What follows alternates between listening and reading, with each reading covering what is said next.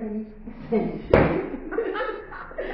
On prend quelques minutes. J'ai le goût de comprendre. J'ai le goût que tu nous parles un peu de comment tu en es arrivé à vouloir faire un atelier sur tarot et rêve.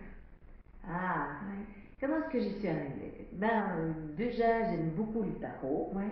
Parce que je trouve que c'est finalement, c'est un bel intercesseur pour comprendre ce que l'âme du monde a à nous dire. Il est plein de symboles, il est plein d'histoires dans chaque carte, ce qui permet en fait de trouver, un cadre pour comprendre ce que par les rêves j'ai essayé de comprendre. Et donc c'est pour ça que j'aime beaucoup le tarot. Et puis je suis une grande rêveuse. Je trouve que c'est par les rêves qu'on a souvent des solutions à des problèmes qu'on a, ou bien quand on est bloqué sur un chemin, je trouve que souvent les rêves nous donnent un éclairage. On dit d'ailleurs dans certains auteurs assez célèbres comme Toby Nathan, on dit que les rêves apportent des solutions. Tu sais, vraiment, on s'en rend pas compte, mais finalement, on pourrait dire que quand on part dans le rêve et qu'on va dans ce corps un peu plus grand, qui a une vision un peu plus grande de ce qu'est notre vie, eh bien, ce corps-là a des solutions. Et le problème, c'est que souvent, on ne s'en souvient pas. Et donc, c'est ça que j'aime bien aussi avec tarot et rêve, c'est qu'on peut trouver une manière de se souvenir de ses rêves. Parce que souvent les gens me disent, mais Nathalie, si on ne rêve pas, comment est-ce qu'on peut trouver des solutions? Si on ne rêve pas, d'abord tout le monde rêve. Si vous ne rêviez pas, vous seriez fou. Et puis, c'est pas possible. Donc tout le monde rêve. La seule chose, c'est qu'on s'en souvient pas toujours. Et avec tarot et rêve, j'ai le goût, en tout cas, de vous donner une méthode pour que vous puissiez vous en souvenir facilement. Donc, ça veut dire que pour ceux qui ne rêvent pas, il y a des trucs pour apprendre à mieux rêver, ou à développer cette capacité de se souvenir de ses rêves? En tout cas, moi, j'ai un outil pour ça, donc que je partagerai, qui est basé sur ce qu'on appelle la Gematria, qui est une sorte de géométrie des nombres de l'univers. Donc ça, j'en parlerai un peu. Et c'est une manière de se souvenir en fait finalement d'un nombre, de ce nombre, de pouvoir le traduire en arcane de tarot. C'est beaucoup plus facile parce qu'on a juste un truc à se souvenir. Donc quand on revient de son rêve, c'est comme si on se raccrochait à ce nombre, que ce nombre on peut l'ouvrir en arcane de tarot. Et donc, si on a quelques mots-clés, et c'est ce que je vais proposer, bien entendu, c'est de donner une structure par arcane, eh bien, on peut ensuite se dire « Ah mais oui, mais c'est ça que j'ai rêvé », parce que la carte, par exemple, je dis un exemple, je vais revenir avec le chiffre 208. Alors 208, je me souviens que ça voulait dire la papesse, l'empereur, et le jugement. Ok, donc par quelqu'un qui ne rêve pas du tout, une des premières choses qui pourrait commencer, juste là, dès maintenant, c'est essayer le matin de se dire, est-ce qu'il y a un numéro? Oui, que je me souviens. Exactement. Juste ça, déjà, c'est ça. Le cerveau va commencer à prendre une certaine gymnastique, c'est ça, qui va se construire. Puis juste avec un chiffre, on peut déjà ouvrir puis trouver plein de réponses par rapport au... Incroyable. Plein de Moi, souvent, ce que je vais parler du Miracle Evening, tu sais, qui est de prendre le temps de bien dormir. Donc, j'imagine que même en se couchant, prendre le temps de poser une intention ou une question peut être encore plus intéressante, ou pas du tout, faut que tu laisses plus l'inverse. On peut, mais moi ce que je trouve très intéressant justement, c'est de peut-être juste de se laisser aller en se disant on va partir dans ce royaume du rêve, et j'ai même pas d'attente particulière parce que on le sait, c'est toujours ce que mon ami Georges Elaïs, ce grand kabbaliste, nous dit, c'est que l'extraordinaire est dans l'inattendu. Parce que sinon, on a ce qu'on attend. Voilà. Et donc, je pense que juste se laisser aller en se disant, peut-être qu'aujourd'hui je ferai j'aurai un chiffre, peut-être qu'aujourd'hui j'aurai un nombre, ou peut-être que j'aurai rien, mais je vais en profiter pour faire une nuit réparatrice. Ouais. Et c'est souvent comme ça que tout d'un coup, il y a un nombre, un chiffre qui arrive. Et puis si on a les bonnes clés pour l'ouvrir, alors on se rend compte qu'il y a toute une histoire qui commence à se raconter. Donc avec un chiffre, comment tu l'ouvres? Tu l'ouvres avec les lames de tarot? Je l'ouvre avec les lames de tarot. Okay. Et donc avec les lames de tarot, si j'ai les codes pour déchiffrer, pour comprendre ce que ça dit, parce que si tu mets 3 lames de tarot l'une à côté de l'autre, ça raconte une histoire, on l'a vu ce week-end. Ok, maintenant on fait un test. On prend 3 cartes. Ok. N'importe quelle. Juste pour voir comment tu construis, parce qu'il y a des gens peut-être qui connaissent déjà les lames, mais comment toi tu vas les décliner, ça peut être intéressant. Voilà, on a la 10, la 4 et la 5.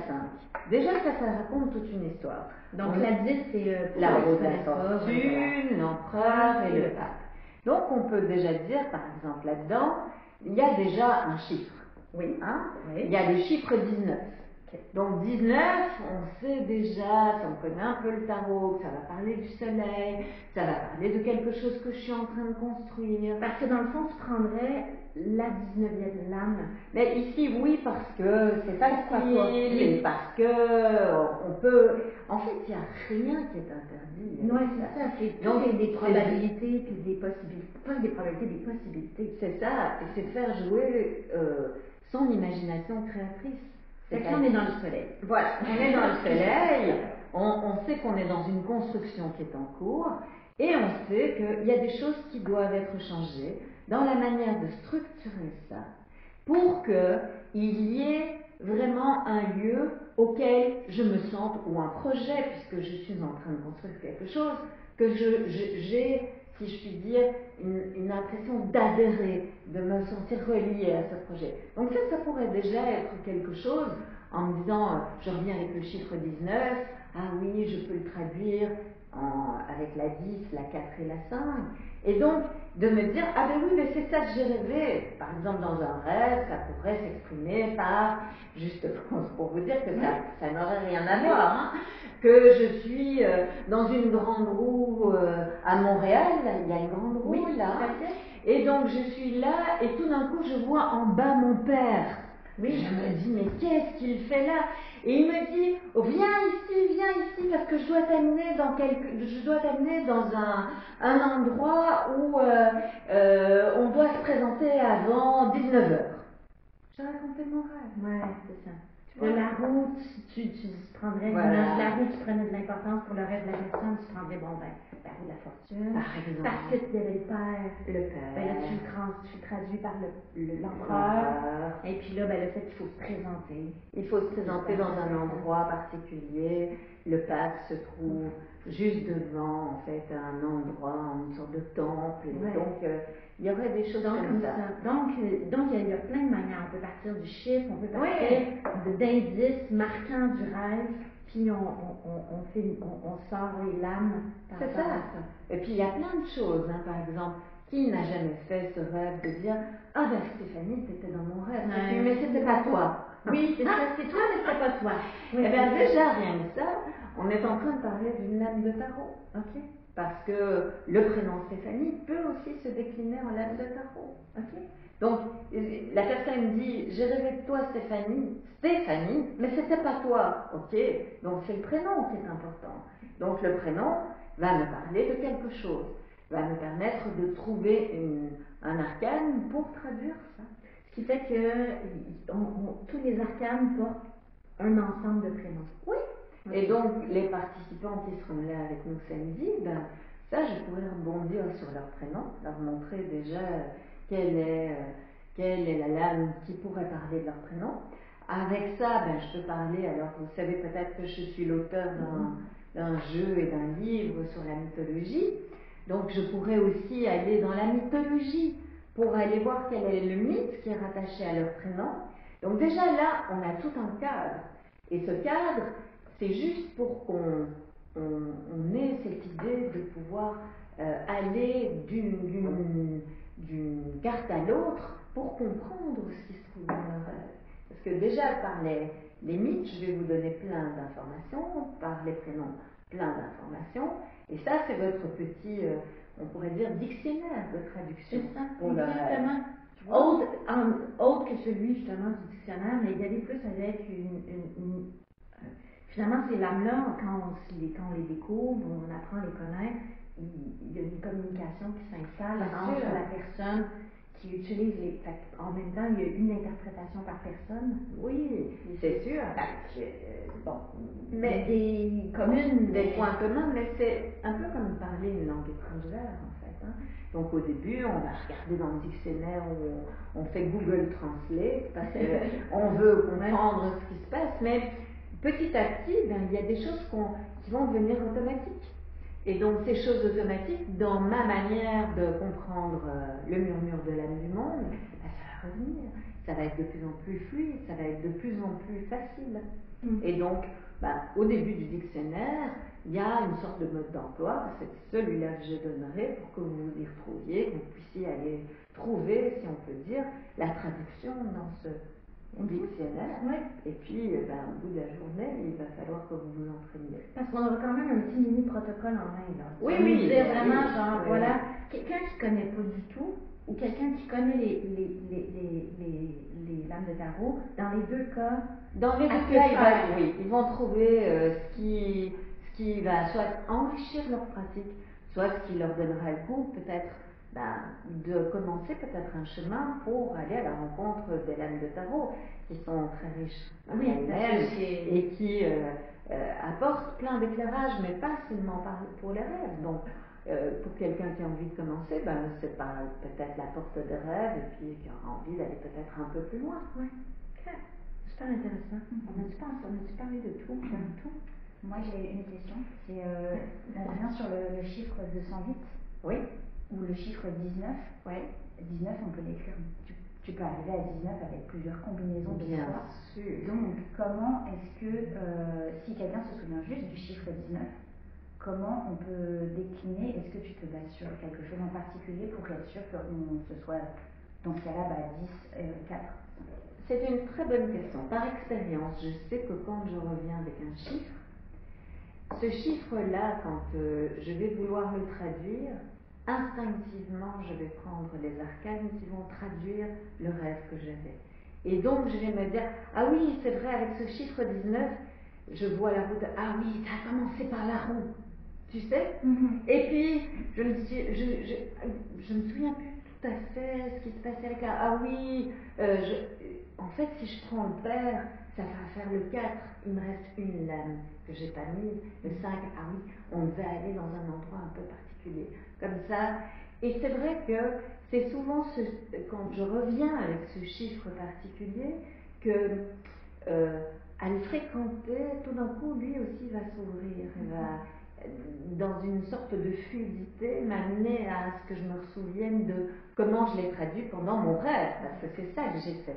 C'est-à-dire que j'ai rêvé, et d'une certaine manière, pendant que je rêvais de cette roue, parce que ça, je ne vais pas m'en souvenir tout de suite quand je vais revenir de ce rêve-là. Donc, mais quand je suis dans mon rêve, je rêve de la roue, et dans mon rêve, je me dis, ah oui, et dans mon rêve, je me dis, ah oui, mon père la 4. Et dans mon rêve, je me dis, ah oui, aux portes de cet endroit particulier. Parce que pendant que je rêve, c'est facile de pouvoir communiquer. On ne le fait pas toujours parce qu'on pense que c'est compliqué. Mais quand on commence à faire ça, c'est très facile de se dire, je pose la structure dans mon rêve. Ce qui est compliqué, c'est de ramener la structure du rêve dans le monde réel. Mais quand on y est, c'est pas compliqué. Mais à ce moment-là, si j'ai les bases pour me souvenir de comment est-ce que j'ai placé cette structure et que je reviens avec le chiffre, juste le chiffre, ça c'est facile, ou juste le nombre, ça c'est facile. Et ce nombre, alors petit à petit, par discipline, par expérience, il va s'ouvrir pratiquement tout seul. Est-ce que j'ai répondu à votre question? Oui, non, tout à fait, parce que finalement, ce que je comprends, c'est que des fois, on a juste le 19. Moi, qui, tout à coup, le 19, c'est comme un crochet qui nous permet de se ressouvenir, Oui, de c'est tout à débobiner fait notre ça. rêve. C'est tout à fait ça. Et advenant qu'on reste juste pris avec un 19, on prend la 19. Par exemple, et on peut la mettre. Mais donc, ce qui est intéressant dans cette méthode-là, c'est de comprendre finalement que quand on est dans notre espace de rêve, on va essayer de condenser en un seul chiffre ce qu'on est en train de rêver. Pour ramener dans la réalité. Mais oui, c'est un zip. Et dans le zip, et dans la réalité, on l'ouvre.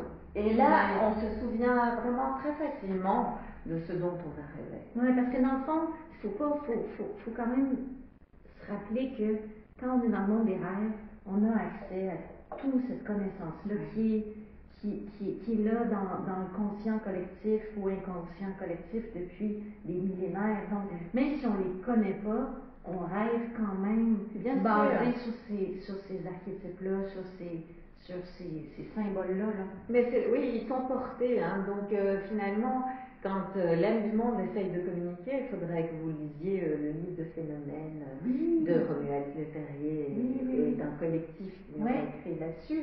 Donc, quand l'âme du monde commence à communiquer, elle doit prendre quelque chose qui soit dans la culture pour qu'elle soit comprise. Ouais. Et les arcanes du tarot sont extraordinaires, ou la mythologie, parce que, en fait, dans une carte, vous avez toute une histoire qui s'ouvre.